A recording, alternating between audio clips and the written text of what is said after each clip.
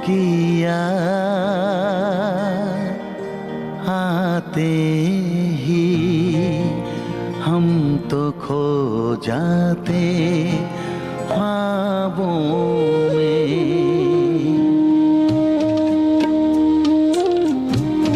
आपकी याद आते ही हम तो खो जाते ख्वाबों में। आज हमारे बीच में हमारे प्रोफेसर स्वामीनाथन जी आए हैं और आप एक बार जोर से उनका दिल से नवरात्रि के शुभ अवसर पर शिव शक्तियों द्वारा बहुत बहुत स्वागत है। भाई साहब भी बहुत अच्छे ट्रेनर है, काउंसलर है, बीटेक भी लौकिक में किया है, प्रोफेसर भी है, बहुत सारे कंपनीज में आपने बहुत ट्रेनिंग की है, बहुत मैनेजमेंट सेल्फ मैनेजमेंट वगैरह प्रोग्राम स्कूल कॉलेजेस में अक्सर करते हैं और काफ़ी हद तक आपने लोगों के दिल में जगह भी ली है। इसलिए आपको एनजीओ की तरफ से अवार्ड भी मिला हुआ है, लायंस क्लब से मिला हुआ है।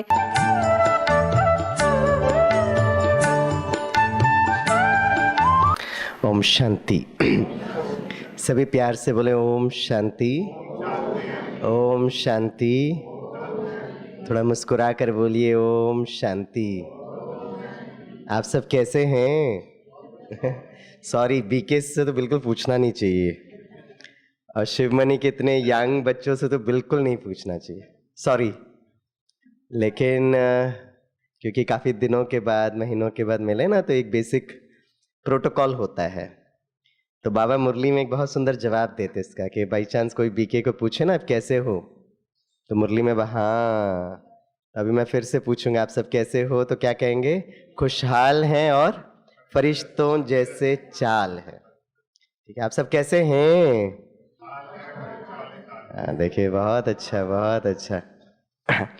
खास कर आप सभी यहाँ पर जो सीनियर सिटीजन्स, वैसे देखने में तो ये सीनियर सिटीजन्स लगते ही नहीं है, आप एकदम young, energetic, very beautiful and handsome. अपने थोड़ा तालियां तो बजा सकते हैं। क्योंकि आप सबको पता होगा, अगर नहीं पता है तो मैं ये समाचार देना चाहता हूँ कि मई महीने में, मतलब अप्रैल एंड में, मुझे यज्ञ से फ़ोन आया कि आपको दिल्ली पहुँचना है। तो मैंने कहा कब पहुंचना है? बोला मई 1 को आपको पहुंचना है। तो मैंने कहा दिल्ली अचानक क्यों भेज रहे आप? बोला आपको राष्ट्रपति भवन में जाना है राष्ट्रपति से मिलने के लिए। तो मेरा थोड़ा शेड्यूल पहले से बन जाता है, तो मैंने कहा ठीक है, अभी तो राष्ट्रपति तो हमारे बाबा के बच्चे कहीं ना कहीं मिलते रहते हैं, अब दीदी से मिलने के लिए इतना दूर क्यों जाए? मैं कहा नहीं नहीं नहीं मैम, मुझे नहीं जाना है, आप किसी और को भेजो क्योंकि मेरा प्रोग्राम बन गया है। फिर यज्ञ से फ़ोन आया कि नहीं नहीं, किसी भी हालत में जाना है क्योंकि राष्ट्रपति भवन में एक MOU साइन हो रहा है। और MOU का फुल फॉर्म है मेमोरेंडम ऑफ अंडरस्टैंडिंग। तो भारत सरकार और ब्रह्मा कुमारीज के बीच में MOU साइन होगा इन Rashtrapati Bhavan, in the presence of the honourable president of India. और उसमें जो मंत्रालय है ये है ministry for social justice and empowerment. इसको हिंदी में क्या कहते हैं, जरा रीड करो। वाह, आंखें तो एकदम ठीक है आप लोग की, एकदम राइट बोला है ना। तो ministry for social justice and empowerment बोलते हैं। इनके साथ ब्रह्मा कुमारीज का एक MOU साइन हुआ और उसमें इस मिनिस्ट्री के जो कैबिनेट रैंक के जो मंत्री हैं डॉक्टर वीरेंद्र कुमार जी, ये MOU साइन हुआ। और खास करके भारत सरकार चाहती है कि भारत में जितने भी सीनियर सिटीजन्स हैं, है ना, उनका ध्यान अभी ब्रह्मा कुमारीज रखे, ऐसा MOU साइन हुआ है। और उनका टॉपिक उन्होंने, है ना, उन्होंने ये टॉपिक सजेस्ट किया जिसको वो संगम कहते हैं। और संगम हमारे लिए कितना महत्वपूर्ण और कितना दिल को स्पर्श करने वाले शब्द है। जैसे आप कभी मिनिस्ट्री का वेबसाइट में भी देखेंगे तो उसमें मिनिस्ट्री बहुत सारा काम देखती है, मिनिस्ट्री फॉर सोशल जस्टिस, लेकिन एक जो उनका एक बहुत बड़ा सेक्टर काम करता है वो भारत के सीनियर सिटीजन्स का ध्यान रखना। तो फिर वो MOU उस दिन साइन हुआ मई 2 को। ठीक है, सुनाई दे रहा है? ओके। मई 2, 2025 को ये MOU साइन हुआ।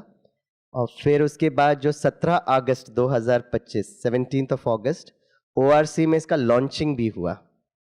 और भारत सरकार ने हर राज्य सरकार को लेटर भेजा है कि अभी आप ब्रह्मा कुमारी से मिलकर सीनियर सिटीजन्स का ध्यान कैसे रखेंगे उसके बारे में ट्रेनिंग कराइए, अवेयरनेस कराइए, बहुत सारी बातें हैं।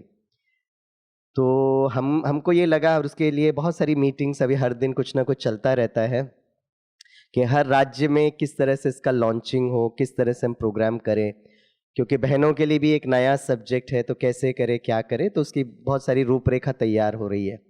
और ऐसी दौरान में मैं यहाँ पे 2-3 कॉन्फ्रेंसेस थे, तो जब हर्षा बहन को मिला मैं, तो मैंने कहा ये बहुत अच्छा है, शुरुआत हम शिव मनी से करेंगे, राइट, क्योंकि शिव मनी से शुरुआत करते हैं तो आप सबकी दुआएं भी बहुत मिलेगी, बहुत ब्लेसिंग्स मिलेगी, राइट। और ख़ास कर मैं थोड़ा तो जितना मैंने सोचा है कि इस प्रोजेक्ट में क्या कवर करना है वो तो मैं आपके साथ शेयर करूँगा ही करूँगा, लेकिन आप अपने अनुभव के आधार पर और क्या क्या कर सकते हैं।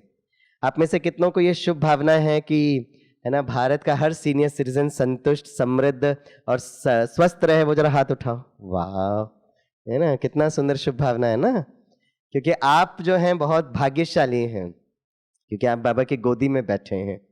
लेकिन ऐसे बहुत सारे लोग हैं, वो तो आप कहानियाँ बहुत कुछ सुनते रहते हो, उनका ध्यान कैसे रखा जाए, तो आप उसका भी फीडबैक हमें ज़रूर दे सकते हैं। तो संगम का बहुत अर्थ है। एक संगम का अर्थ होता है जिसको भारत सरकार कहती है इंटर जनरेशनल बॉन्डिंग, मतलब बच्चे, माता पिता, दादा दादी, नाना नानी, इनको भी वो संगम कहते हैं। तो भारत सरकार क्या करती है, बहुत नाना नानी पार्क बना देती है, लेकिन उनके बीच में जो संबंध हो वो कैसे ठीक करना है उनको कोई पता ही नहीं है। लेकिन ब्रह्मा कुमारी सेंटर्स पे मैंने देखा है, बहुत सारे सेंटर्स में मैंने देखा है कि वो दादा दादी भी बैठेंगे, माता पिता भी बैठेंगे, और छोटू भी बैठकर ना मुरली के बजाय पर ड्राइंग करता रहता है। तो मुरली जो है इतना सुंदर इंटर जनरेशनल बॉन्डिंग करता है ये, तो नेचुरली इसलिए उन्होंने ब्रह्मा कुमारी इसको अप्रोच किया है। लेकिन एक बहुत इंपॉर्टेंट जो बात भारत सरकार चाहती है वो है हेल्थ। हेल्थ के ऊपर भारत सरकार का बहुत बड़ा कंसर्न है, क्योंकि फॉरेन कंट्रीज में ये होता है कि जब एक उम्र हो जाती है तो उसका सारा हेल्थ का जो ध्यान वहाँ की, है ना, गवर्नमेंट करती है। लेकिन भारत में अपना ही कुछ कारण है जिसके कारण वो नहीं कर पाती है। तो हेल्थ को कैसे ठीक करें, ये बहुत बहुत इंपॉर्टेंट है। आप में से कौन कौन महसूस करते हैं कि हेल्थ, स्वास्थ्य हमारे लिए एक बहुत इंपॉर्टेंट सब्जेक्ट है? वो मुस्कुराते हुए हाथ उठाएं। वाह, क्योंकि आपने हिंदी में कहावत सुनी होगी ना, बहुत पॉपुलर कहानी है, जान है तो जहान है। एक बार हम इंडियन नेवी को प्रोग्राम कर रहे थे, तो सारे कैडेट्स बैठे थे, तो मैंने कहा जान है तो, एक कैडेट खड़े होकर कहता सर जहाज है, और कमेंट कर राइट आंसर, राइट आंसर। तो इस शरीर रूपी जहाज का भी ध्यान रखना बहुत बहुत जरूरत है, राइट। तो इस हेल्थ सेक्टर पर 4 बातों का संगम होना जरूरत है। ये आप सबको पता भी है, कोई नई बात नहीं है, लेकिन बाहर के सीनियर सिटीजन को शायद इसके बारे में इतना पता नहीं होता है। सबसे पहला है फिजिकल हेल्थ, उसका हिंदी अनुवाद आप करिएगा।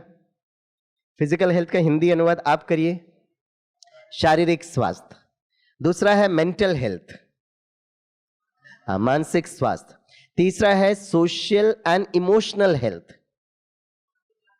हाँ, सभी बोलिए, सामाजिक बोलिए, और भावनात्मक स्वास्थ्य। ठीक है, अब 3 तो मैंने बोल दिया है, एक के लिए आप भी थोड़ा मेहनत करिए। हाँ, स्पिरिचुअल हेल्थ, आध्यात्मिक स्वास्थ्य। तो ये 4 का संगम होना बहुत बहुत जरूरत है। तो एक एक को हम, है ना, 5-5 मिनट लेंगे। सबसे पहला है ना, फिजिकल हेल्थ, शारीरिक स्वास्थ्य। अब आप बताइए, क्योंकि आप सभी सीनियर सिटीजन्स हैं, मैं भी अगले 4-5 साल में आपके सर्कल में आ जाऊंगा, है ना, तो लेकिन अभी मैं थोड़ा सा नजदीक हूं। लेकिन आप बताइए, सीनियर सिटीजन्स जो है अपने स्वास्थ्य को ठीक रखने के लिए कौन सा व्यायाम या कौन सा शारीरिक स्वास्थ्य को ठीक रखने के लिए क्या करना चाहिए? बताइए। वॉकिंग करना चाहिए, ओके, ठीक है। वॉकिंग कितना समय तक कर सकते हैं?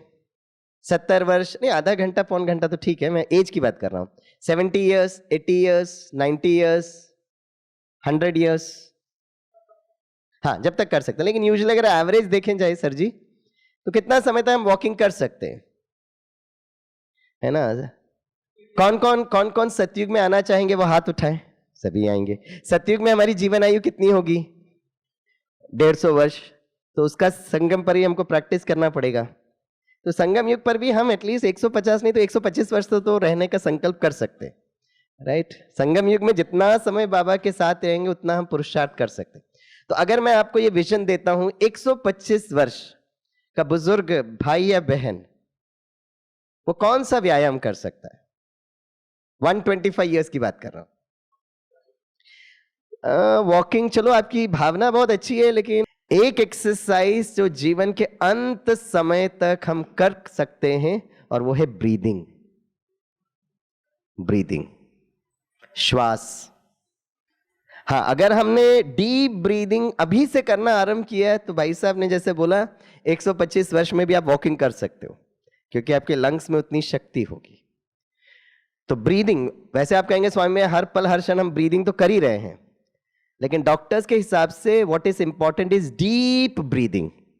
तो फिजिकल हेल्थ के लिए एक एक्सरसाइज जो हम कर सकते हैं, जो बहुत सहज है, वो है डीप ब्रीदिंग।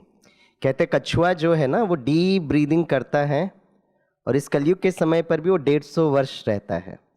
तो आज क्योंकि समय की एक मर्यादा है, तो मैं आपको सिर्फ 2 एक्सरसाइज बताऊंगा। ये 2 एक्सरसाइज, ब्रीदिंग एक्सरसाइज, वॉकिंग तो आप जरूर कर सकते हो, जो भी आपके यहाँ फैकल्टी मेंबर्स अलग अलग प्रकार के जो बताते हैं वो भी आप कर सकते हैं, लेकिन ब्रीदिंग पर करना जरूरत है। सबसे पहला तो हमको पता है, और वो एक्सरसाइज जो है वो है ओम की ध्वनि। हमारे यज्ञ में, इतिहास में आप देखेंगे, हिस्ट्री ऑफ अ यज्ञ, 14 वर्ष है ना, जो उस समय ब्रह्मा बाबा, मम्मा, दादियां जो थी, सिर्फ ओम की ध्वनि करते थे, मैं आत्मा हूं और ओम की ध्वनि। और उस ओम की ध्वनि से हमारी सारी दादियां, बाबा सब 90 प्लस के हैं। दादी जानकी जी वॉज 104 ईयर्स, दादी रतन मोहनी जी जो है 102 ईयर्स के, राइट। तो मैं रिलेटिव्स में भी बहुत सारे सीनियर सिटीजन्स से मुझे मिलने का चांस मिलता है, हमारे रिश्तेदार में भी। बस वो दादा दादी नाना नानी 70 वर्ष के होंगे, लेकिन उनके चेहरे पर देखेंगे तो बिल्कुल चमक नहीं, उदास, निराश। 70 ईयर्स की मैं बात कर रहा हूँ। लेकिन हम अपनी दादियों को देखे हैं, भले शरीर का थोड़ा सा अस्वस्थ रहते थे, लेकिन कितना 104 और 102 वर्ष रहे, राइट। तो दादियों के लिए तालियां कौन बजाएगा? बजाइए। ये हमारे इस जन्म के पूर्वज रहे हैं भाई। तो उनका जो बेसिक हेल्थ का अगर कारण हम देखेंगे तो 14 ईयर्स, ज़्यादा कुछ ज्ञान नहीं था, बट ओम की ध्वनि करते थे। और ये बहुत सिंपल, सहज है। जब वो कोविड का टाइम आया था तो लोग बड़े परेशान हो रहे थे, तो मैं उनको जूम पर मिलता था और मैं उनको एक ही एक्सरसाइज, ब्रीदिंग एक्सरसाइज ही बताता था। जब आप ओम की ध्वनि करेंगे, राइट, तो सबसे पहले it pumps a lot of oxygen to your lungs, number 1। Number 2, जब आप ओम की ध्वनि कर रहे हैं तो महसूस करना मैं भ्रुकुटी के बीच में चमकता हुआ एक मणि हूँ, मस्तक मणि हूँ। तो ओम की ध्वनि से शरीर में, राइट, वो ऑक्सीजन तो पंप होते ही है, लेकिन आत्मा का जो पावर स्टेशन है वो भी एक्टिवेट हो जाता है, ठीक है। आप किसी भी मुद्रा में बैठ सकते हैं। एक जो मुद्रा बहुत क्लासिक मुद्रा है, दिस इज कॉल्ड एज ध्यान मुद्रा, करेक्ट। जैसे 2-3 दिन से मुझे बहुत सर्दी खांसी हो गया था, और क्योंकि मैंने लेटेस्ट जो पढ़ाई की है, I have completed my doctorate in naturopathy, तो आज जो मैं बोल रहा हूँ सिर्फ स्वामी भाई के स्वरूप में नहीं बता रहा हूँ, बट ऐसा डॉक्टर ऑफ नेचुरोपैथी भी मैं बता रहा हूँ। और सतयुग और त्रेता युग में सिर्फ नेचुरोपैथी चलेगा। तो 1-2 दिन से बहुत परेशानी हो रही थी मुझे, इतना खांसी सर्दी हो रहा था, तो मैं बाबा को बार बार कह रहा था कि बाबा आज शाम को है ना आप सबसे मिलना है, तो मुझे ठीक कर दे। तो एक तो कल पूरा दिन मैंने बिल्कुल भोजन नहीं किया, उपवास, क्योंकि शरीर अपने आप को रिपेयर कर रहा है, तो भोजन थोड़ा कम खाना। तो कल मैंने पूरा दिन आई वॉज ऑन फास्ट, तो कल रात तक मैं धीरे धीरे हल्का हो गया, राइट। और आज सुबह फिर मैं, डॉक्टर श्याम भाई है ना नेचुरोपैथी में गए, तो उन्होंने सबसे पहले उसमें लिखा कि आप एक्यूप्रेशर करना।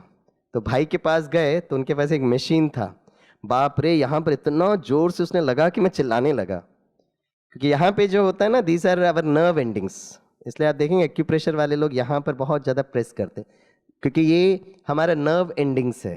तो nerve endings is connected with a brain. तो जैसे आपने यहाँ पे प्रेस करना आरंभ किया, राइट, तो ऑटोमेटिकली, इसलिए हमारे भारत का जो प्राचीन आयुर्वेद में, वेदा में ऑल्सो स्पीक अबाउट मुद्रा, राइट, अलग अलग मुद्रा। तो बहुत आराम से आप ज्ञान मुद्रा में रह सकते हैं इसमें। और अगर आप ऐसे बैठकर थोड़ा प्रेस करेंगे ना तो अलर्ट भी होंगे। अमृत वेला भी अगर आप 2-3 बार ऐसे करेंगे तो आप एकदम एनर्जेटिक होंगे और नींद भी नहीं आएगी। तो कैसे ओम की ध्वनि करना है? गहरी श्वास भरना है जितना हो सके, क्योंकि शैलो ब्रीदिंग होता है तो ऑक्सीजन नहीं मिलता है, लेकिन डीप ब्रीदिंग करना। तो गहरी श्वास ले और जब गहरी श्वास ले रहे हैं तो महसूस करना मैं चमकता हुआ मणि हूँ मस्तक में। और जब आप श्वास को छोड़ रहे हो तो ओम की ध्वनि से, और जब आप ओम की ध्वनि करेंगे तो आपके जो ओंठ है ना वो ओ के स्वरूप में आना चाहिए, फ्लैट नहीं होना चाहिए। जैसे आपके ओंठ जो है ओ के स्वरूप में होगा तो मीन्स मैक्सिमम जो है आपका ऑक्सीजन इनहेल हो रहा है, राइट। तो कौन कौन चाहते हैं आपका शारीरिक स्वास्थ्य बहुत अच्छा रहे? वाह, दो दो हाथ उठा रहे हैं, बहुत अच्छा। तो बहुत प्यार से आप ओम की ध्वनि करेंगे, ठीक है। आराम से बैठे, रिलैक्स होकर बैठे। महसूस करें भ्रुकुटी के बीच में मैं चमकता हुआ सितारा, आत्मा अजय अमर अविनाशी। अब हम ओम की ध्वनि करेंगे, गहरी श्वास भरें और ओम की ध्वनि करें। ओ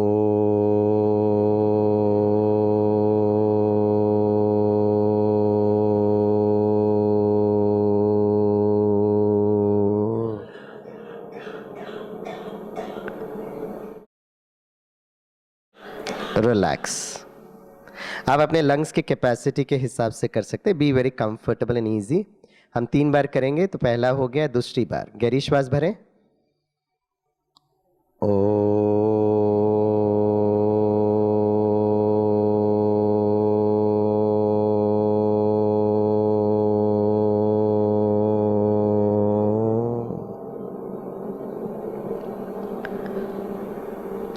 very good, beautiful.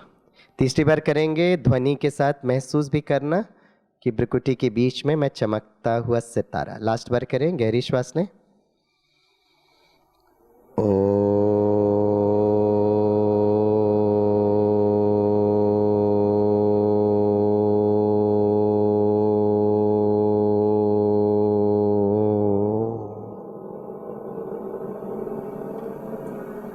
Very good. दोनों हाथ को सामने रखें, श्रेष्ठ भाग्य को देखें, दोनों हाथ जोड़ें। फिर से दोनों हाथ जोड़ें, एक दूसरे से मुस्कुराते हुए ओम शांति बोलें। 84 जन्म इन्हीं से मिलना है, इसलिए संगम में अंतिम समय पर एक ही साथ शिवमणि में पहुंच गए। हाँ जी, हाँ, नहीं, जितना आप ले सकते हो, आपकी लंग्स की कैपेसिटी के हिसाब से जितना आप, हाँ, ओम की ध्वनि करना है। यस भाई साहब।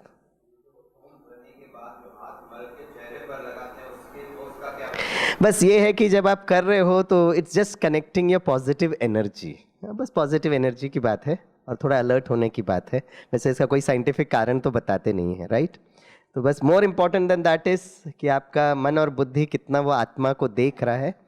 और जब आप ओम की ध्वनि करते it is just the oxygen. अगर आपको कोई कारण नज़र कभी आएगा तो प्लीज़ स्वामी भाई को बताना कि हाथ ऐसे क्यों करते। हम लोग तो इसलिए कराते हैं कि कुछ लोग को ओम की ध्वनि में नींद आने लगती है, तो हम लोग थोड़ा जागृत करने के लिए उनको करते हैं, बस that's the reason we find.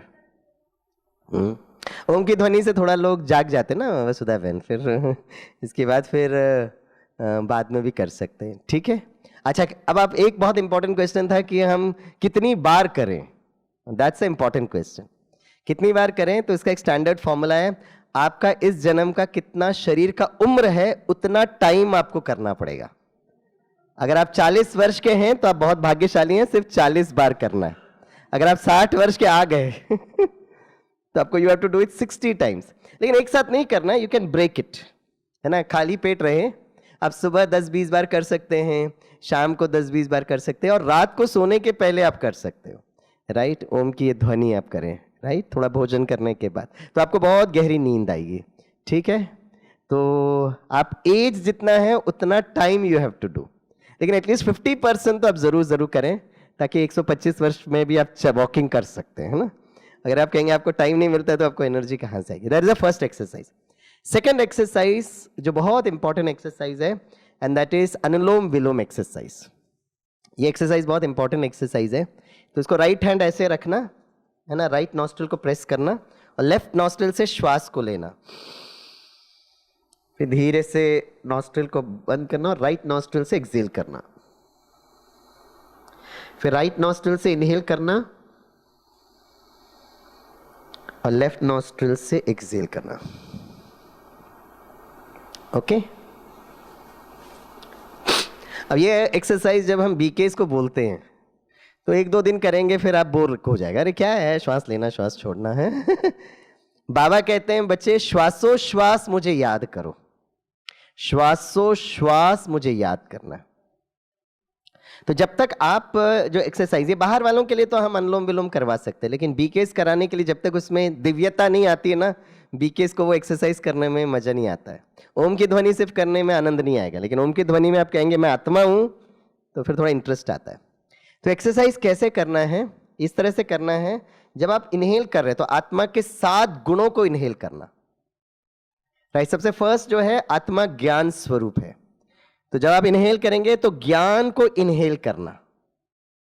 तो ज्ञान को इनहेल करेंगे तो एक्सेल क्या करेंगे? अज्ञान को। ठीक है, तो इनहेल कर रहे ज्ञान को, एक्सेल कर रहे अज्ञान को, फिर ज्ञान को, फिर अज्ञान को। ठीक है, पहले आप देख लीजिएगा फिर करना। नेक्स्ट इज पवित्रता। पवित्रता को इनहेल कर रहे, एक्सेल क्या करेंगे? वाह, बड़े बुद्धिमान लोग हैं आप तो। ठीक है, शांति को इनहेल करेंगे, एक्सेल क्या करेंगे? वाह, पूरा पता है आपको। अच्छा, फिर सुख को, प्रेम को इनहेल करेंगे, एक्सेल क्या करेंगे? हाँ, क्रोध को एक्सेल करेंगे। ठीक है, सुख को इनहेल करेंगे, एक्सेल क्या करेंगे? दुख को। राइट, शक्ति को इनहेल करेंगे, एक्सेल क्या करेंगे? कमजोरी। जैसे हम शक्ति को इनहेल कर रहे हैं और फिर कमजोरी को एक्सेल कर रहे हैं, फिर शक्ति को इनहेल कर रहे हैं, सारी कमजोरी को एक्सेल कर रहे हैं। वेरी गुड, बहुत अच्छा, ऑल वेरी इंटेलेक्चुअल पीपल। अब लास्ट है आनंद। तो स्वामी भाई को देखना, मैं आनंद को इनहेल कर रहा हूं, क्या एक्सेल करूं? जल्दी बोलिए, जल्दी बोलिए, नहीं तो मैं ऊपर चला जाऊंगा। नहीं, दुख ऑलरेडी सुख में आपने फिक्स कर दिया है, प्लीज बार बार दुख को मत लेकर आओ। तो आनंद को इनहेल कर रहे हैं तो एक्सेल क्या करोगे? हाँ, किसने कहा? राइट। तो आनंद का कोई विपरीत है ही नहीं, देयर इज नो विपरीत। तो अगर आनंद को इनहेल कर रहे हैं तो आनंद को ही एक्सेल करना। तो आनंद के लिए आनंद ही एक्सेल करना है। तो ज्ञान को इनहेल कर रहे हैं तो एक्सेल क्या करेंगे? ज्ञान को, अरे अज्ञान छोड़ो भाई, कहां ज्ञान को पकड़ के लेके आते हो? ज्ञान को इनहेल कर रहे हैं तो ज्ञान को ही एक्सेल करना। पवित्रता को इनहेल कर रहे हैं तो पवित्रता ही एक्सेल करेंगे। और ये क्यों करना जरूरत है, ये भी हम लोग अनुभव के आधार पर सीखते और समझते हैं। एक बार मैं एक नेचुरोपैथी सेंटर पे गया था, मैं करीब 2-3 हफ्ता रहा। तो वहां पर एक भाई मेरे को बहुत अच्छा अनुभव सुना रहे थे कि एक वृद्ध व्यक्ति था, ऑफ लेट उनके डॉक्टर्स ने कहा कि अभी आपको ज़्यादा समय नहीं है, और उस वृद्ध व्यक्ति को खुद भी महसूस हो रहा था कि अब जाने का वक्त आ गया है। तो वो, उनका जो परिवार है ना, इस नेचुरोपैथी सेंटर से जुड़ा हुआ था। तो उस वृद्ध व्यक्ति ने अपने बच्चों को कहा कि मैं घर पर बैठकर शरीर छोड़ना नहीं चाहता हूँ, तो मुझे नेचुरोपैथी सेंटर में प्रकृति के सानिध्य में मैं अपना अंतिम वक्त बिताना चाहता हूँ। तो बच्चों ने वो नेचुरोपैथी सेंटर को बोला, तो उन्होंने कहा किसी व्यक्ति की अगर अंतिम इच्छा ये है तो भले आ जाएं। रहने की सब व्यवस्था थी, 300 एकड़ में इतना सुंदर है ना, पूरा खेती चल रहा था। तो आए, तो उस नेचुरोपैथी सेंटर में कुछ कर नहीं पाते थे, ना खा पाते थे, ना चल पाते थे, कुछ नहीं करते। तो बेटा जो इसको व्हील चेयर में लेके जाता था, खाना पीना सब बंद हो गया था। तो उस नेचुरोपैथी सेंटर में एक योगाचार्य आए देखने के लिए। तो जब इस व्यक्ति को देखा तो बोला इसको क्या प्रॉब्लम है? तो बोला ये बस लास्ट टाइम है इसका, डॉक्टर्स ने कहा ज़्यादा वक्त नहीं रह सकते ये। तो उसने बेटे को कहा मैंने देखा इस नेचुरोपैथी सेंटर में ना गौशाला भी है, जहाँ बहुत सारे देशी गाय, गीर गाय हैं। तो आप एक काम करिए, सुबह सुबह के वक्त में जब सूर्योदय होता है तब पापा को बिठाकर, व्हील चेयर में बिठाकर, ये गौशाला में जो गाय जब चरती है ना उसके नज़दीक बिठा दो। तो बोला इससे क्या होगा? बोला 0 कॉस्टिंग, नो साइड इफेक्ट, कर दीजिए ना। अब योगाचार्य ने कहा है तो उसने कहा ठीक है। तो पापा को बिठाते थे व्हील चेयर में, और वो गिर गाय जहाँ घास चरती थी तो वहाँ लेके जाते थे। पूरा 2-3 घंटे वहीं रहते थे, बैठे रहते थे। राइट, फिर वो शाम को फिर वही करते थे। अब डॉक्टर्स ने कहा कुछ हफ्तों के मेहमान हैं, वो हफ्ते तो छोड़ो, महीने रहने लगे, वो 1-2 महीने हो गए। अब बेटा वो सोच रहा है भाई ये पापा बिल्कुल स्वस्थ हो रहे हैं। कुछ समय के बाद वो वृद्ध व्यक्ति कहता है बेटे को कि मुझे भूख लग रहा है, मुझे भोजन दो। अरे उसको भोजन खिलाया। फिर थोड़ी देर बाद बोला व्हील चेयर की जरूरत नहीं, मैं ऐसे ही चलूंगा। और 6-8 महीने में पूरी तरह स्वस्थ हो गए। बड़ा आश्चर्य हुआ उनको। नहीं, तालियां बाद में बजाना, इसका लॉजिक समझ लेना पहले। तो फिर उन्होंने क्या किया, उन्होंने उस योगाचार्य को फोन किया, बेटे ने बोला सर जी ये पापा तो एकदम स्वस्थ हो गए, डॉक्टर्स ने कहा ये तो कुछ दिनों के मेहमान हैं, ये तो 6-8 महीने में एकदम ठीक हो गए। वैसे उनकी उम्र भी बहुत ज्यादा नहीं थी। तो आपने जो बोला इसके पीछे कुछ तो विज्ञान आपको पता होगा, आप प्लीज हमें वो विज्ञान बताइए। तो उस योगाचार्य ने विज्ञान बताया, बोला कलयुग के अंत में भी प्रकृति ने एक ऐसे जानवर, एक ऐसे पशु को रखा है जो कलयुग के अंत में श्वास लेती ऑक्सीजन है, छोड़ती भी ऑक्सीजन है। वो भारत का देशी गाय, गीर गाय बोलते हैं। तो जब वो रहे तो इतना उनको ऑक्सीजन मिलने लगा, इसलिए आप कहते हैं ना पशु के अंदर कहते 33 करोड़ देवी देवताएं होंगे, और इसीलिए श्री कृष्ण को हमेशा पशु के नजदीक दिखाते।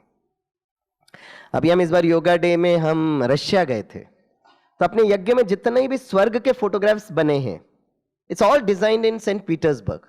हमारी रिस्पेक्टेड संतोष दीदी जी, और संतोष दीदी बता रहे थे कि यहाँ पे जितने भी स्वर्ग के हम लोगों ने पेंटिंग किया हुआ है, गुलजार दादी जी से एक एक पूछ कर किया हुआ है।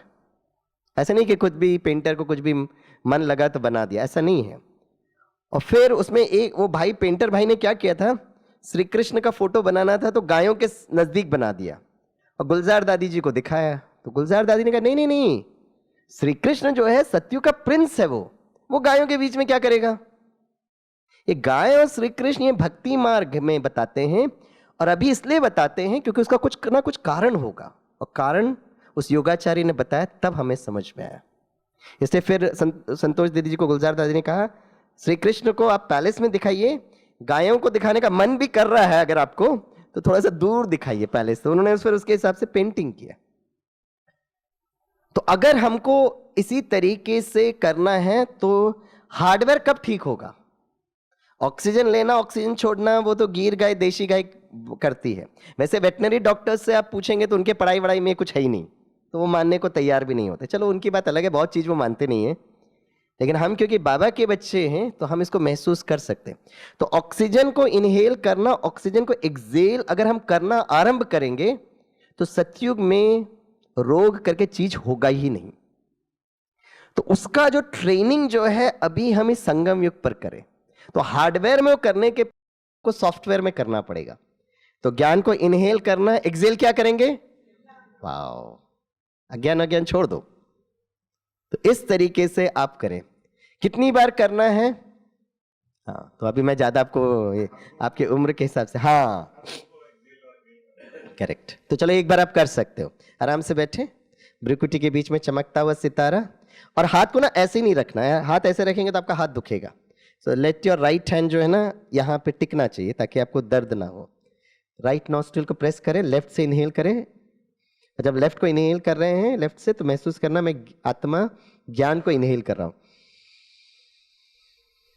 और फिर धीरे से प्रेस करेंगे दोनों नॉस्ट्रिल को, राइट से ज्ञान को एक्सेल करेंगे। फिर राइट नॉस्ट्रिल से फिर से ज्ञान को इनहेल करेंगे,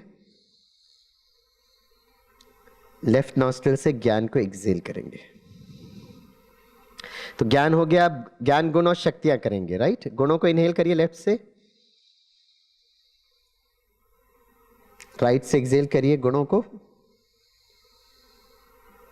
राइट से इनहेल करिए सर्व गुणों को, और लेफ्ट नॉस्ट्रिल से एक्सेल करिए। Very good, excellent. फिर शक्ति को इनहेल करिए, फिर राइट नॉस्ट्रिल से एक्सेल करिए शक्ति को। वेरी गुड, राइट नॉस्ट्रिल से इनहेल करिए, लेफ्ट नॉस्ट्रिल से एक्सेल करिए। ओम शांति। तो ये सातों गुण आप करना, मैं तो ज्ञान गुण और शक्तियां कर लिया। राइट, तो एटलीस्ट आप 7 बार तो करिएगा। लेकिन मैं कुमारों को कहता हूं पहले ये बार करिए, फिर ये करिए, फिर ये करिए, ये करिए, तो एटलीस्ट 4 बार का तो हो जाता है। तो पहली बार आप ये करेंगे, दूसरी बार ये करेंगे, तीसरी बार ये, और चौथी बार ये। राइट, क्योंकि ये जो 5 जो उंगलियां हैं ना, ये हमारे शरीर के 5 तत्व को बताती है। दिस इज अग्नि, दिस इज वायु, this is Akash, this is धरती। और ये ऐसे कोई करता है तो मतलब क्या है, हाँ जल तत्व। छोटू कहेगा ना दादा शू शू करना है ना तो दिस इज जल तत्व। तो आप क्या कर रहे हो जब आप ये करते हो, राइट, तो आप हर एक तत्व में आप ऊर्जा भर रहे हो, तो टाइम पास के लिए नहीं कर रहे हो। जब आप ये करते हो तो you are actually energising your body. और इसलिए भी बहुत इंपॉर्टेंट है क्योंकि अगर हमारे बीकेस करने लगेंगे तो सतयुग के लिए एक पहले से एक सिस्टम तैयार हो रहा है। ओके, तो ये तो था फिजिकल हेल्थ। अब दूसरा है, जैसे शरीर के लिए व्यायाम करना जरूरत है, उसी तरह मन का भी व्यायाम बहुत इंपॉर्टेंट है। The exercise for the mind. ठीक है, तो एक एक्सरसाइज फॉर द माइंड हम जरूर बताते हैं। ठीक है, दोनों हाथ ऐसे रखें, दोनों हाथ को जोड़ें। ठीक है, पब्लिक डिमांड था ना, पहले से कर रहे हैं। ठीक है, ओके। अब एक्सरसाइज क्या है, बहुत ध्यान से देखना। Right, this is a mental exercise. तो आई विल काउंट नंबर्स 1 2 3 4। जैसे ही आप 5 सुनेंगे आपको ताली बजाना है। ठीक है, the moment you hear 5 in English तो you have to clap. Okay, आंखें खुली रहे, एकदम अलर्ट रहे। राइट, ये मन का एक्सरसाइज है। दोनों हाथ ऐसे रखें। Okay, all the best, good luck to you. Here we go, 1 2 3 4। अरे क्या करते हो भाई आप लोग? मेरा इंस्ट्रक्शन क्या था? तो 5 में ताली बजाना है। अब हमारा तो भाई, हम फैकल्टी, हम कुछ भी कर सकते हैं। हमको सर जी ने परमिशन भी दिया है। हाँ, फिर से करते हैं। ओके ओके, डिबेट नहीं करिए ना। चलिए, all the best, good luck to you. हाँ, हियर वी गो, 1 2 3 4 6। अरे यार क्या करते हो आप लोग?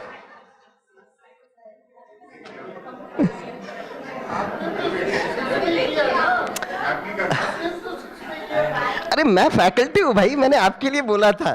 सर जी डिबेट मत करिए ना सर, आप अपने बीपी क्यों बढ़ाते हैं? हाँ, फिर तो ठीक है ना? हाँ, आप तो दीदी हो ना, टीचर बहन हो, आप तो बुद्धिमान होंगे। एक काम करते हैं, अब आप आंखें बंद करके करना। Okay, close your eyes. हाथ रखिए। Okay, here we go, 1 2 3 4 1। क्या कर रहे हैं भाई आप लोग? फिर से। हाँ, ठीक है। जब तक ये पूरा शिवमणि पास नहीं होगा तब तक हम करेंगे। और हर्षा बहन, हम लोग रात्रि जागरण यही मनाएंगे आज। Okay, here we go, 1 2 3 4। क्या करते हैं? ये प्रोग्राम रिकॉर्ड हो रहा है, आपके पोतरे पोतरियां देखेंगे, फिर फोन करेंगे आपको, दादा दादी क्या करते हो आप लोग? हाँ, हियर वी गो, 1 2 3 4 7। चलिए, 1 2 3 4 3,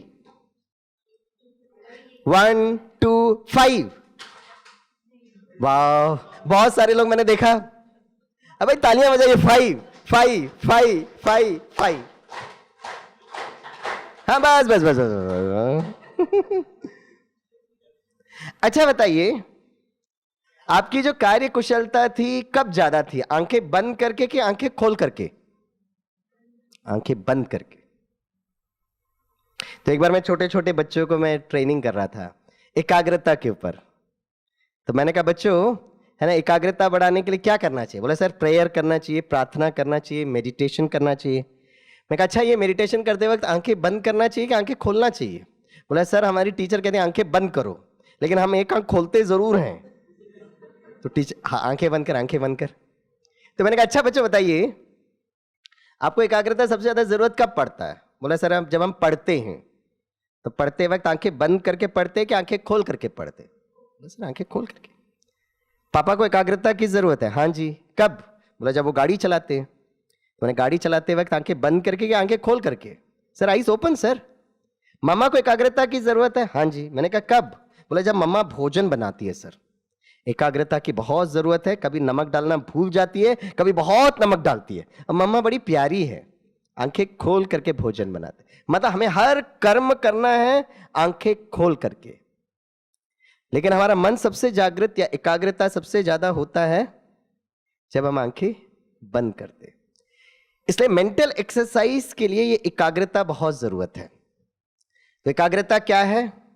राइट, आप सभी मेरे साथ बोलिए। राइट, जब मेरा मन और मेरी बुद्धि एक साथ काम करती है और वहां टिकती है जहां मैं आत्मा चाहूं उसको एकाग्रता कहते हैं।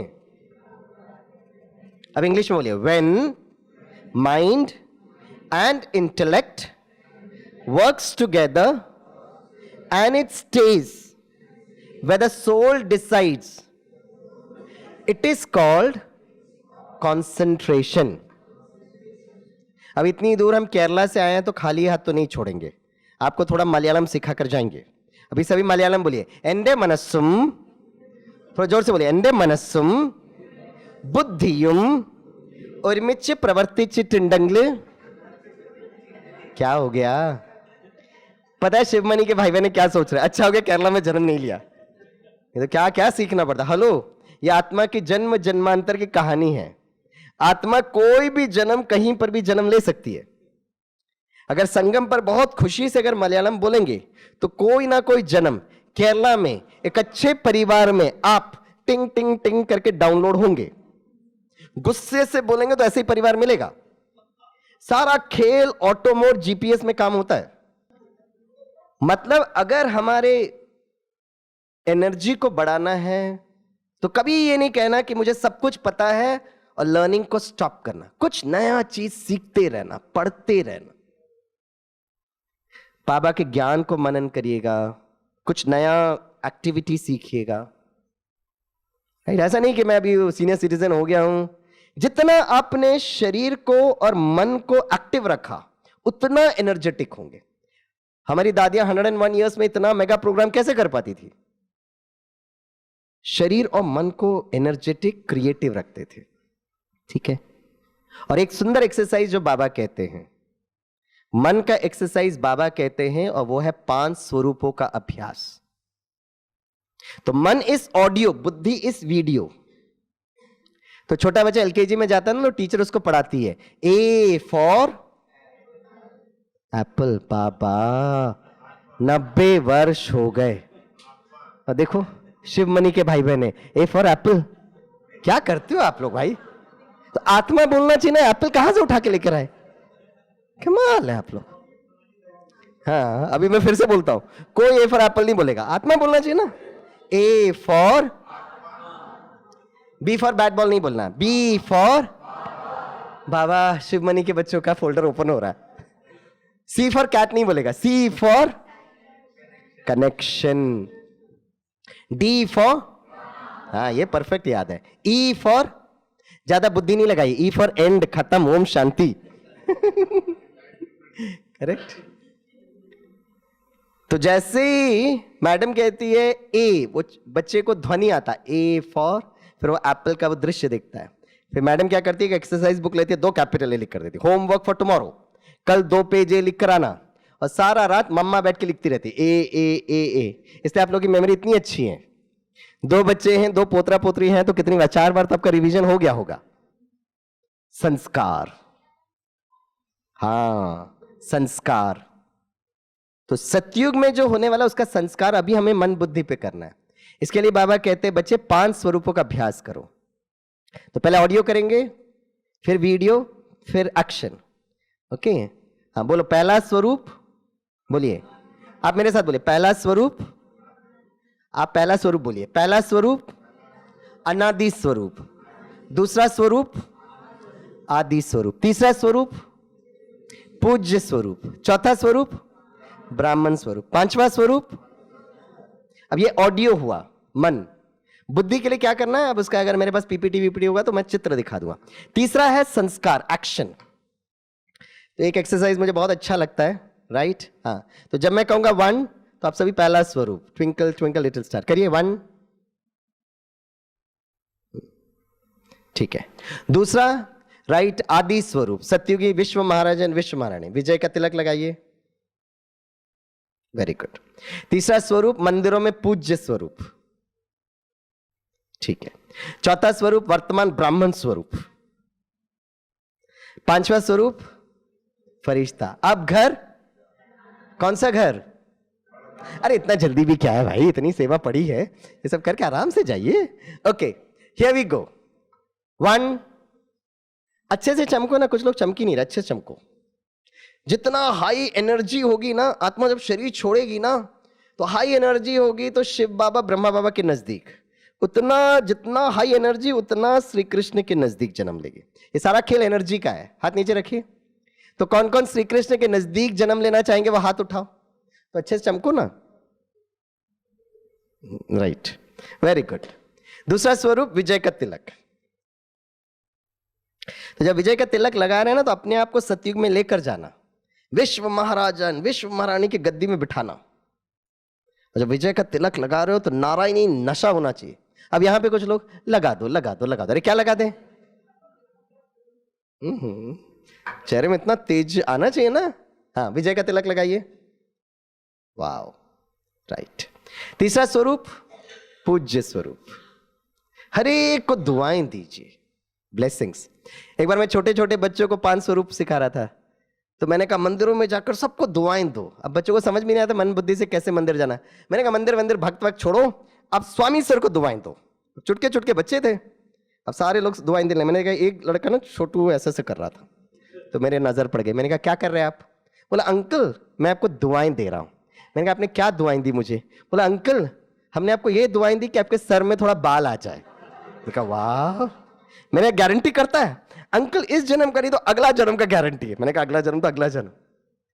तो जिसको भी आप मिलेंगे ना दुआएं दो, ब्लेसिंग्स। चौथा स्वरूप ब्राह्मण, मास्टर सर्वशक्तिवान। कुछ बच्चे ऐसे से कर मैंने कर करते मसल वसल बढ़ जाएगा। 5वां स्वरूप फरिश्ता स्वरूप। ओके, अब ये है मन बुद्धि का एक्सरसाइज जो बाबा ने कहा, सुप्रीम वैद्यनाथ। ओके, तो जब मैं कहूंगा 1 तो आपको ऐसे करना है, देख लेना पहले। 2 3 4 5, ठीक है। All the best, good luck to you. अब ऑडियो सुनकर आपको एक्शन में आना है। Here we go. 1 5 3 4 2। क्या कर रहे शिवमणि के भाई बहन बम बम बोले। स्वामी आप इधर उधर मत जाओ, धीरे धीरे जाओ, स्ट्रेट में जाओ। ओके, 1 2 3 4 5। Very good. हाथ नीचे रखिए। अब मैं कोई सा भी नंबर पूछ सकता हूं, अगर आपको कंफ्यूजन होगा तो आजू बाजू देख लेना, लेकिन अच्छे विद्यार्थियों को पकड़ना। इसे बाबा कहते हैं फॉलो फादर फॉलो मदर। आप देखते हैं अलग अलग प्रकार के प्रकृति की आत्माएं होती है। आपके शिवमणि भी होंगे, कुछ आत्माएं होंगे बहुत शांत शीतल, बाप समान बन रहे।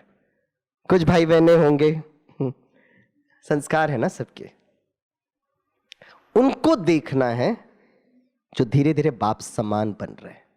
फॉलो उनको करना है। जिनके संस्कार ऊपर नीचे हो रहे हैं, ऐसा नहीं है कि वो कॉन्शियसली ये कर रहे हैं, उनकी अपनी युद्ध चल रही है। आपके 63 जन्मों के संस्कार बहुत राइट सात्विक होंगे, इसलिए आप बाप समान बन रहे हो। लेकिन जो भाई बहन जिनका बहुत कॉन्फ्लिक्ट हो रहा है सब जगह, वो भी निर्दोष हैं। वो 63 जन्म के वो संस्कार से युद्ध कर रहे हैं। इस आपस में कभी भी ऐसी आत्माओं के प्रति डिस्कस नहीं करना, दुआएं देना, ब्लेसिंग्स देना। क्योंकि बाबा जो है ना वो आदि मध्य अंत उस आत्मा के बारे में जानता है, आप और हम नहीं जानते, राइट? इसलिए यहां पर आप लोग संगठन में रहते हो, it's very very important for this. ठीक है, तो अब मैं कोई सा भी नंबर पूछ सकता हूं, आगे आजू बाजू देख लेना है। 1 5, ये बराबर याद रहता है। 3 मंदिरों में पूज्य स्वरूप, इनकलाब जिंदाबाद मंदिर में जाके नहीं करिए। हाँ, दूसरा सतयुग देवी देवता विजय। चौथा ब्राह्मण। 5वां, वाह अपने लिए तालियां बजाइए, सब पास हो गए। मन बुद्धि का व्यायाम करना, क्रिएटिव बनना। तो first one is a physical health, number 2 is a mental health, तीसरा और चौथा फटाफट मैं कर देता हूं। It is a social and emotional health. जैसे कहीं ना कहीं जब हम इस यात्रा में चलते हैं, राइट, तो बाबा कहते हैं ना योग अर्थात संबंध जोड़ना, रिलेशनशिप, संबंध जोड़ना। इसलिए सामाजिक स्वास्थ्य के लिए हम चाहते हैं हमारे बच्चे जो हैं, पोतरे पोतरी, हमसे आकर बार बार मिले, हर दिन फोन करें। भावना बहुत अच्छी है, लेकिन कभी कभी चाहते हुए भी वो शायद हमारे पास नहीं पहुंच सकते। इसलिए द बेस्ट वे इज बाबा के साथ सर्व संबंध जोड़ना। तो इस पर आप चिंतन करना, और अगली बार आएंगे ना तो मुझे बताना। हर्षा बहन अगली बार आएंगे ना तो हम यहाँ से इसको टेक ओवर करेंगे, आप मुझे ध्यान देना, क्योंकि अभी टाइम हो गया ना, इनका भी योग का टाइम है। तो अब मैं आपसे ये प्रश्न बताकर मैं निकलता हूं कि जब बाबा के साथ सर्व संबंध जोड़ना है तो आप बाबा के साथ सर्व संबंध कैसे जोड़ते हो? योग मतलब संबंध, राइट? जैसे कल, आज का या कल का मुरली में बाबा था ना, बाबा ने कहा था ना, वो मेरे परम पिता हैं, परम शिक्षक हैं, परम सदगुरु हैं। ऐसे बहुत सारे संबंध हैं। ये संबंध हम सूक्ष्म वतन में या परमधाम में नहीं करते, ये सारे संबंध हमको इस धरती पर साकार दुनिया में चाहिए। जितने भी हमारे महारथी दादियां दीदियां हैं, जब भी मैं उनसे मिलता हूं तो उनसे मैं पूछता हूं कि आप बाबा के साथ सर्व संबंध कैसे जोड़ते हो? तो उन्होंने हर एक ने जो कहानी सुनाई, ब्रह्मा बाबा की कहानी सुनाई साकार में। जब शिव बाबा ब्रह्मा तन में आते थे, तो जब भी बच्चे हैं या बड़े हैं या कोई भी हैं, जब ब्रह्मा बाबा के पास जाते थे तो उनको सर्व भावनाओं का जो भासना उनको मिल जाती थी। बच्चे भी संतुष्ट, माताएं भी संतुष्ट, है ना, वृद्ध नागरिक भी संतुष्ट। भले ब्रह्मा बाबा की 60 वर्ष की उम्र थी, लेकिन वो एनर्जी इतना ब्यूटीफुल था। तो इसीलिए आप सर्व संबंध कैसे जोड़ते हो? क्योंकि कभी ना कभी हम सिर्फ यहाँ पे की बात नहीं है, इस जीवन रूपी यात्रा में आजकल दुनिया में, भले वो व्यक्ति बच्चा हो या बड़ा हो, कोई भी हो, वो अकेलापन महसूस करता है। और उसके लिए बाबा ने एक रामबाण दिया है, सर्व संबंध जोड़ना। तो ये मैं चिंतन के लिए आपको छोड़ के जाता हूं। और अगर आपसे मैं कहूंगा, क्योंकि आप बुजुर्ग हैं, अनुभवी हैं, बाबा के पुराने बच्चे हैं, आप बाबा के साथ सर्व संबंध कैसे जोड़ते हो, इस पर चिंतन करना। और अगली बार जब मैं मधुबन में आऊंगा तो मैं आपको यहां से पिकअप करूंगा, ठीक है? तो तीसरा जो स्वास्थ्य है वो सामाजिक स्वास्थ्य है, और चौथा जो स्वास्थ्य है दैट इज आध्यात्मिक स्वास्थ्य, राइट? तो वो मैं आपको बताकर अंत करूंगा। तो अभी हम योगा डे में रशिया में गए थे, तो किसी ने हमसे पूछा, इस राजयोग द आर्ट ऑफ लिविंग, क्या राजयोग जीवन जीने की कला है क्या? तो हमने कहा जीवन जीने की कला तो बहुत गुरु महात्मा सिखाते हैं, लेकिन सदगुरु परमात्मा इस धरती पर आ रहे हैं तो सिर्फ जीवन जीने की कला नहीं, it also teachers us the art of living. अब घर जाना है, अब घर जाना है, ठीक है? उसकी तैयारी करना। तो अभी हम 17 अगस्त को जब हम, है ना, वो इनॉग्रेशन प्रोग्राम था, और 2 मई को हमने इसका MOU साइन किया, तो मुझे लगा सीनियर सिटीजन्स का सबसे पहले स्वामी भाई को ध्यान रखना चाहिए। तो my father is 90 years of age, 90 वर्ष के। तो मैंने पापा से पूछा, पापा योगा डे में मुझे बुलाया रशिया, आप चलेंगे क्या? बोला मैं जा सकता हूँ। मैंने कहा आपके पास पासपोर्ट तो है, पासपोर्ट होना जरूरत है, वीसा मिल जाएगा।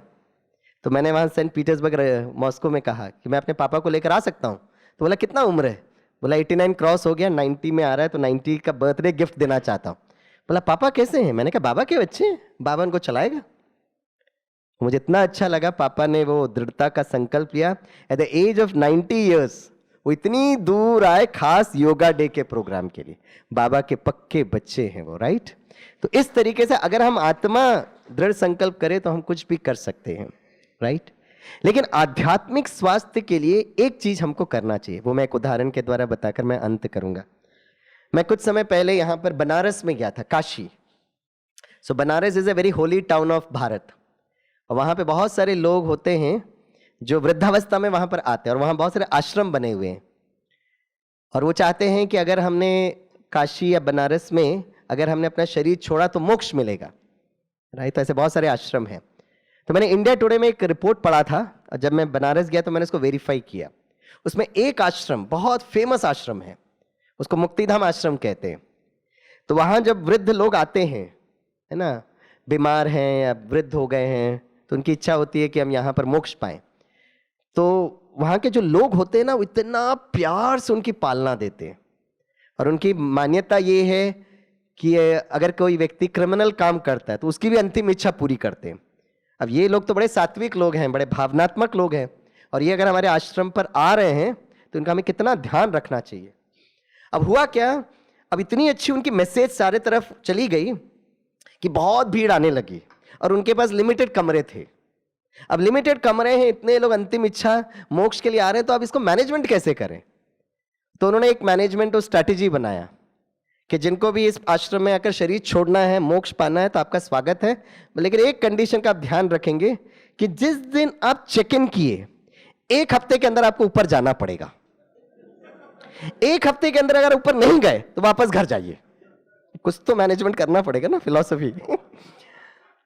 अब वही लोग आते हैं जो डॉक्टर्स कहते हैं कुछ घंटों के मेहमान हैं, कारण कुछ भी बने। अब वो लोग आते हैं और जब उनको देखते हैं भाई उनका कंडीशन और डॉक्टर्स का वो रिपोर्ट देखते हैं, भाई कुछ घंटों के मेहमान है, बोले आ जाइए आ जाइए। अब 1 दिन हो गया, 2 दिन हो गया, 3 दिन हो गया, ऊपर जा ही नहीं रहे। तो लोग क्या हुआ, बोले डॉक्टर ने तो कहा था कुछ घंटों में पासपोर्ट वीसा कंफर्म हो जाएगा। 3 दिन हो गए, जा नहीं रहे, और उनका बीपी भी बढ़ता है। 3-4 दिन है और 3-4 दिन के अंदर ऊपर नहीं गए तो घर वापस जाना पड़ेगा। हम भी परेशान, बच्चे भी परेशान। पता है वहां के लोग क्या करते हैं, बड़ा इंटरेस्टिंग बात है। वहां के जो आश्रम के जो लोग होते हैं ना, नजदीक बैठते हैं, कहते क्या हुआ ऊपर नहीं जा रहे? बोला बहुत कोशिश कर रहे हैं लेकिन जा नहीं रहे। बोला हम आपकी मदद करें? बोला हाँ जी मदद करिए। तो कैसे मदद करते पता है? उनसे पूछते हैं अच्छा बताइए इस जन्म में आपको किसी ने दुख दिया क्या? तो बोला हाँ बहुत लोगों ने दुख दिया। तो बोला एक काम करिए, आज यात्रा करिएगा, शरीर से तो आप नहीं कर सकते हो, मन बुद्धि से यात्रा करिएगा और आज उनको माफ करिएगा, forgive them। फिर नेक्स्ट वो बोलते हैं अच्छा बहुत लोगों ने दुख दिया ये तो आपने बताया, इस जन्म में आपने कितनों को दुख दिया? बोला वो भी लंबा चौड़ा लिस्ट है। तो बोला पहला काम करने के बाद दूसरा यात्रा वहां पर जाइए जिसको आपने दुख दिया और उनसे माफी मांगी। Forgive and ask for forgiveness। फिर धीरे से वो लेटे रहते हैं और वो जो भाई जैसे हमारी बहनें कमेंट्री कराते हैं ना, वैसे उनके नजदीक बैठकर वो उनको करते हैं माफ कर दो, पकड़ के मत चलो, forgive, forget, forgive, forget। और दूसरा दिन सुबह वो भाई आकर उठाता है तो ये आत्मा गई। राइट, किसी के प्रति बाबा भी कहते हैं ना, न दुख दो न दुख लो। इस जीवन रूपी यात्रा में हम तो सब बाबा के बच्चे, वो तो अज्ञानी लोग हैं, कराने वाले भी अज्ञानी, पता ही नहीं है कि आत्मा कहां जाएगी, कुछ ज्ञान नहीं, लेकिन वो भी इस बात को महसूस करते हैं। किसी ने कुछ कहा, किसी ने कुछ बोला, पकड़ के नहीं रखो उसको, उसको रिलीज करो। मैं इसलिए कह रहा हूं क्योंकि अभी पिछले हफ्ते माइंड बॉडी मेडिसिन कॉन्फ्रेंस था ना ज्ञान सरोवर में, तो हमको भी सेशन लिया गया था। मैंने उस सेशन में यही कहा था कि आजकल बहुत सारे बच्चे है ना, दे आर बॉर्न दिव्यांग के स्वरूप में जन्म ले रहे हैं। मैं आपको डरा नहीं रहा हूं, लेकिन मैं आपको उसका साइंस समझा रहा हूं। दिव्यांग बच्चे, children born out of cerebral palsy, dyslexia, autism, down syndrome, mental problems, इतने ज्यादा बच्चे जन्म ले रहे हैं। तो मैं उनको क्वांटम मैकेनिक्स से समझा रहा था, आत्मा और आत्मा के चारों तरफ एक ऊर्जा होती है। अगर वो ऊर्जा बहुत प्योर पॉजिटिव होती है, प्रकाशमय काया, सूक्ष्म शरीर, एनर्जी बॉडी, एथरिक बॉडी, तो आत्मा जब शरीर छोड़ती है तो वो पॉजिटिव प्रकाशमय काया को लेकर जाती है और मां के गर्भ में 2-2.5 महीने में वो डाउनलोड होती है। राइट, लेकिन अगर हम दुख दर्द लेकर गए तो हमारी प्रकाशमय काया डिस्टर्ब होती है। वो डिस्टर्बेंस को लेकर हम टेक ऑफ करते हैं क्योंकि हमने माफ नहीं किया, हम वही दर्द को लेकर चल रहे हैं। और फिर जब मां के गर्भ में पहुंचते हैं, अगर मां ने 9 महीना उनका संकल्प और उनकी भावनाएं अगर शुद्ध सात्विक है तो ठीक है, लेकिन अगर मां भी तनाव में है उस 9 महीना, तो इनका भी नेगेटिव एनर्जी, उनका भी नेगेटिव एनर्जी कोई ना कोई शरीर के पार्ट को, हार्डवेयर को डिस्टर्ब कर देता है। तो मैं सिर्फ इस जन्म के लिए बात नहीं कर रहा हूं, मैं अगले जन्म के लिए भी कह रहा हूं। और ये धीरे धीरे साइंस ने इस बात को स्वीकार किया है। राइट, कहते थे कि जब मैं मिनिस्ट्री फॉर हेल्थ से मिल रहा था, बोला 20 वर्ष पहले सीपी का केस सिर्फ थियोरी होता था, सेरेब्रल पाल्सी, बच्चा हिल नहीं सकता है, लेकिन आज इतने सारे बच्चे। तो चलो हम बाबा के बच्चे तो कुछ नेगेटिव किसी को पकड़ के नहीं रखते। राइट, नेगेटिव तो पकड़ के नहीं रखते, कुछ बोलते नहीं शिवमणि के भाई बहने। हाँ बहुत अच्छा। तभी नवरात्रि चालू हो रही ना, आज से लेकर अगला 8 दिन या 9 दिन है, कितना 10 दिन, वेरी गुड, 10 दिन बहुत अच्छा टाइम मिला है। 10 दिन बाबा को याद करिए, उनसे शक्ति लीजिए और शिव शक्ति बनकर माफ करिएगा। और लास्ट में एक मैं संकल्प बताकर मैं अंत करूंगा। अमृत वेला कर रहे हैं, नुमाशम कर रहे हैं ना, तो एक आप जरूर संकल्प को ऐड करिएगा। हाँ, सभी मेरे साथ बोलिए, बाबा बोलिए, तो जोर से बोलिए, अरे डराइए नहीं ना, बाबा को थोड़ा प्यार मोहब्बत से बोलिए, बाबा, और थोड़ा प्यार भरिए, बाबा मैं आपकी याद में इतना पवित्र बनूंगा कि बाबा मेरा अगला जन्म योग बल से होगा।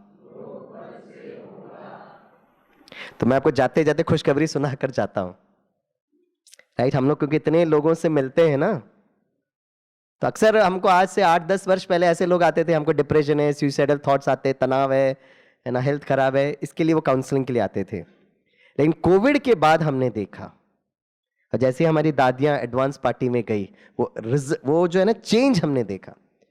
हम दिल्ली में एक प्रोग्राम कर रहे थे, प्रोग्राम जैसे ही खत्म हुआ तो वहाँ की टीचर बहन ने कहा, एक युगल आपसे मिलना चाहते हैं, बहुत दिनों से बोल रहे स्वामी भाई आ रहे हैं, तो प्लीज़ हमको मिला दो। तो मैं थोड़ा बिजी था, मैंने कहा ठीक है 3 मिनट मिलते।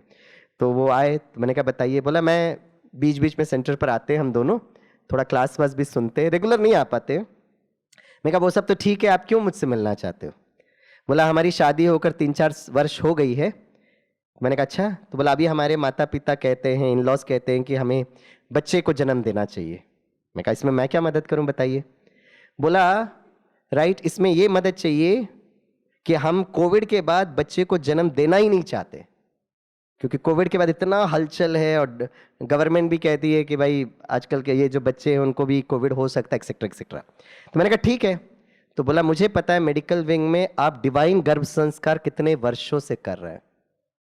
तब मुझे समझ में आया कि मुझसे क्यों बात करना चाहते। मैंने कहा अच्छा अब बताइए क्या करना है? बोला अब हम बच्चे को जन्म देना चाहते हैं, लेकिन हम स्वामी भाई आपसे ये बोलना चाहते हैं कि मैं और मेरे जो पति हैं पवित्र रहेंगे। हमारा संकल्प है कि अब हम योग बल से बच्चे को जन्म देना चाहेंगे, बताइए हमें क्या करना है? अब ऐसे लोग हमारे पास आ रहे हैं, हमें योग बल से जन्म बच्चे को देना, बताइए क्या करें? तो इस प्रोजेक्ट में बहुत समय से गुप्त रीति से चल रहा है, हम लोग बाहर इतना इसको डिस्कस नहीं करते क्योंकि आप बड़े मेच्योर ऑडियंस हो, इसलिए मैं आपके साथ ये शेयर कर रहा हूं।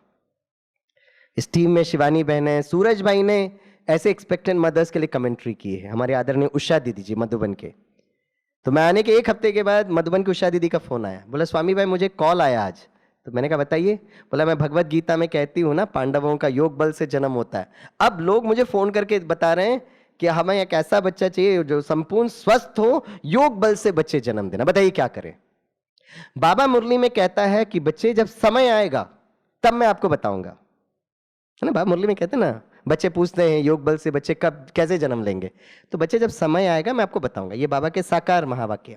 अब प्रश्न उठता है ये समय आया ये नहीं आया, कौन डिसाइड करेगा? कौन डिसाइड करेगा? तो जाने के पहले, हाँ जाने के पहले जगदीश भाई जी जाने के पहले किताब लिखी थी।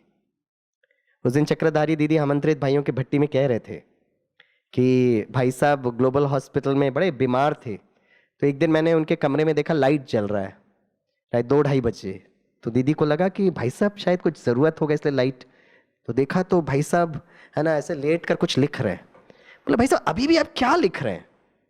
तो चक्रधारी दीदी अनुभव सुनाती है कि भाई साहब कह रहे थे एक चीज़ मेरे से छूट गया है जो मुझे जाने के पहले करना है, और वो है योग बल से बच्चे कैसे जन्म ले। मैंने भगवत गीता के बारे में सबके बारे में लिखा है और उन्होंने उसको लिखा। वो किताब हमारे शांतिवन में भी अवेलेबल है। The name of the book English में है स्पिरिचुअल मिसलेनी, 4 चैप्टर्स स्पिरिचुअल मिसलेनी।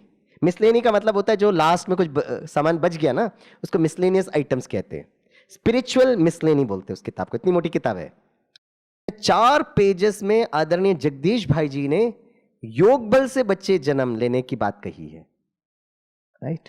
और मैं आपको समय की बात बता रहा हूं। 1936-37 में शिव बाबा इस धरती पर आए। 18 जनवरी 1969 में ब्रह्मा बाबा अव्यक्त हुए। 2001 में जगदीश भाई जी ने शरीर छोड़ा। अब आप बताइए, जगदीश भाई जी ने अपने किताब में लिखा है कि बाहर के डॉक्टर्स ने यह कंसेप्ट रखा है कि अगर संकल्प शक्ति से बच्चे जन्म लेने लगेंगे तो इस धरती पर रोग खत्म हो जाएगा। अब मैं आपसे पूछता हूं कौन सा साल बाहर के डॉक्टर्स ने यह बात को रखा है जो जगदीश भाई जी अपने किताब में लिखते हैं? इट इज द ईयर 1955, 1955 में। और जगदीश भाई जी अपनी किताब में लिखते कौन कौन डॉक्टर्स उसमें थे, पूरा लिस्ट लिखते। और खुशी की बात है कि 2014 में ब्रिटिश मेडिकल जर्नल इसको अप्रूव किया कि यस, अगर संकल्प शक्ति से बच्चे जन्म लेने लगेंगे तो रोग खत्म हो जाएगा। सतयुग में जो जन्म होगा वो संकल्प शक्ति, योग बल से होगा। और उस प्रोजेक्ट में हम सीनियर सिटीजन का बहुत बड़ा योगदान है। एडवांस पार्टी तैयार है, वो हमारे भविष्य के वंदे मातरम भी तैयार है। अब हमको वो संकल्प लेना पड़ेगा। और इसलिए लास्ट में जब आप योग करते हो तो ये संकल्प करके कहना कि महसूस करना कि बाबा कितना तेजोमय प्रकाश उस वंदे मातरम के गर्भ महल पर पड़ रहा है। गर्भ महल में पहले हम आएंगे, फिर हम राज्य महल में आएंगे। तो शिव बाबा का वो दिव्य प्रकाश उस वंदे मातरम के गर्भ में पहुंच रहा है और वो गर्भ महल आपके लिए तैयार हो रहा है। ब्रह्मा बाबा के प्रकाश, एडवांस पार्टी, उस माता पिता के वाइब्रेशंस और मोस्ट इंपॉर्टेंट आपके वाइब्रेशंस।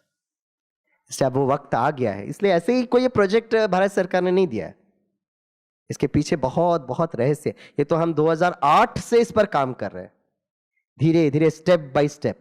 और जितना भी मैं आप सबको बताना चाहूंगा, जो भी कार्य किया गया वो कार्य हर बाबा की श्रीमत अनुसार किया गया। और उसमें विशेष योगदान रहा हमारे आदरणीय निर्वैर भाई जी का। जैसे कल परसों जब हम स्मृति दिवस में उनके पास गए तो भाई साहब को इतना प्यार से धन्यवाद दिया, क्योंकि कभी कभी इस प्रकार का प्रोजेक्ट यज्ञ के लिए थोड़ा सा चैलेंजिंग होता है, लेकिन भाई साहब एकदम डटे रहे।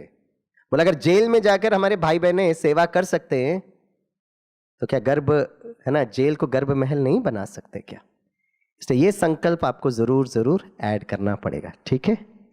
तो चलो, शारीरिक स्वास्थ्य, मानसिक स्वास्थ्य, सामाजिक और भावनात्मक स्वास्थ्य मैं अगली बार कवर करूंगा, लेकिन आध्यात्मिक स्वास्थ्य, celebrating even death also with happiness. मृत्यु हमारा उत्सव होना चाहिए, right? It's not just the art of living, it is also the art of living. अब घर जाना।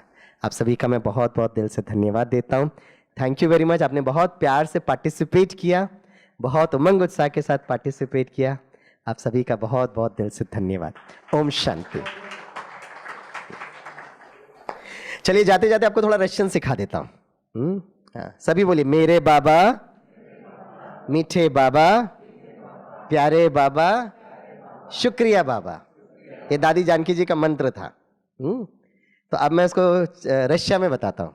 तो अब नया लैंग्वेज सीखेंगे ना तो एक्टिव रहेंगे। सभी बोलिए, मोई बाबा, स्लादकी बाबा, दारागोई बाबा, स्पाचिबो बाबा। तो मेडिकल साइंस कहता है जितना नया चीज हम सीख रहे हैं, it could be new cooking, it could be new art, it could be new language, हम बूढ़े नहीं होंगे। ये जियाट्रिक केयर कहता है। अगर आपने सीखना बंद कर दिया तो आपको लगेगा कि जैसे वृद्धावस्था आपके पास आ रही है। तो कुछ नया नया सीखते रहना। Okay, thank you. Om Shanti. बहुत सारी टिप्स भाई साहब ने दी हैं बड़े सहज तरीके से, जैसे बच्चे को पढ़ाया जाता है ए फॉर एप्पल की जगह ए पर आत्मा याद रहेगा। अब तो बहुत सारी चीज़ें हमें करनी है। तो मैं समझता हूँ कि ये तो अभी शुरुआत हुई है, हमें भाई साहब को भी बहुत समय देना पड़ेगा, हमारे लिए भी, और हमें भी उसके लिए तैयार होना पड़ेगा। तो आप सोच के रखिए कि बहुत कुछ करना है, तब कभी सुस्ती का नाम नहीं आना चाहिए। और आप सबकी तरफ से भाई साहब का हम बहुत दिल से धन्यवाद भी करते हैं कि इस प्रोजेक्ट के बारे में भी बताया और आपके अंदर जो एक बल भर दिया है, भरने वाला तो बाबा ही है हमारे सारे अंदर, लेकिन निमित्त बनकर कितनी अच्छी तरीके से आपको हर एक चीज़ बताई। तो हम बहुत ही खुश नसीब हैं कि ये अवसर मिला। एक बार फिर आपकी तरफ से भाई साहब का दिल से बहुत बहुत धन्यवाद। ओम शांति।